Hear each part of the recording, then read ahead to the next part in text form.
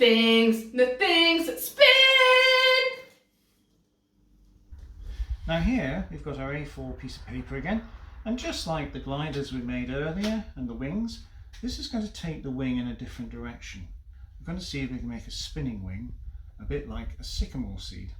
Now, like we did for the wings and the gliders, we fold the paper over in half like a small book, just as before. Nice crease, open it up, and then do the same with the long edge over to the other long edge, like so. And for this one, we're going to take the long edge and we're going to fold it as we did before.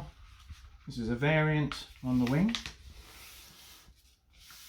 And then we're going to take the remaining long edge again and fold it to the centre, just as we did before.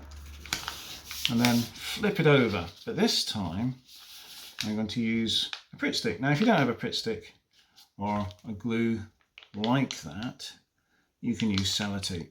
But this time, this will probably make it a little sort of smoother. Tape will just add a little bit more weight. Now, we've got our leading edge again. But this time, to be different, we're going to take one of these wings and turn it into something else. Now you can see we've got a natural crease line here running along to the leading edge. I'm going to start cutting from the trailing edge, following that crease line, but only as far as the aerofoil starts here. So that gives you two flappy bits, bottom flappy bit, top flappy bit. Now we're going to take this top flappy bit and wrap it round very carefully and round until it starts to almost disappear. Now I'm going to use my glue again, like so. Nice good dollop of it, overlapping slightly, and I'm going to stick this flat down. Now it looks like a sort of paper axe, hatchet, or a giant toothbrush possibly. That's how you know if you're on the right track. So you've now only got half a wing with the trailing edge, the other part's rolled up. Now the trickier bit that comes along is we've got to take this, what looks like a flagpole, is we're going to now roll it very tightly, or as tightly as we can, up into a package. And you can hear it's crunching away, and I'm going to now add a bit of glue. It's going to take quite a bit of glue to get this to stick. And this package is really representing the sycamore seed itself.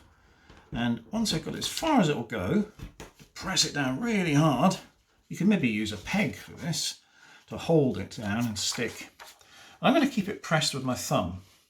The next thing, quite importantly, is we're now going to change the shape of this remaining wing. I'm going to start from this corner and cut in. And first of all, I'm going to sort of cut off what looks like a bit of a triangle, like so. Then I might modify the shape just to round it off slightly to make it look more like a sycamore seed. And I'm sure that's why sycamore seeds are the shape they are over time. Evolution has played its role and made that shape the most efficient it can be.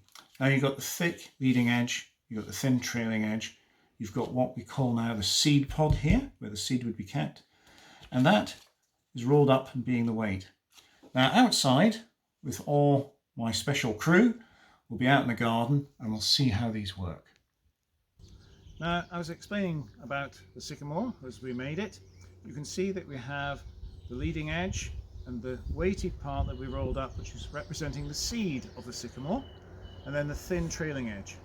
Now we've got a special effects department in the back there who will demonstrate also, but I'm going to see if I can get this to fly. Now the trick is to put the weighted part at the bottom, hold it at the top, and then with a bit of a flick as you throw it up into the air and it should come spinning down. Now we'll go over to Annie.